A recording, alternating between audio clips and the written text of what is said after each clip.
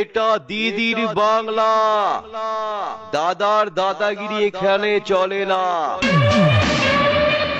দিদিকে হারাতে মোটা ভাই, চাচা ভাই আর অনেক কাকারা দিল্লি থেকে উড়ে বাংলা এসেছিল।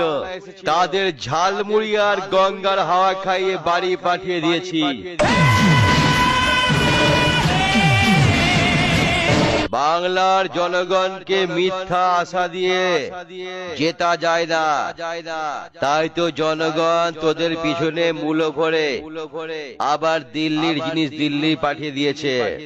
দিদির এলাকায় দাদাগিরি দেখাতে আসিস না। দিদিকে হারাই এখনো কারো জন্ম হয়নি।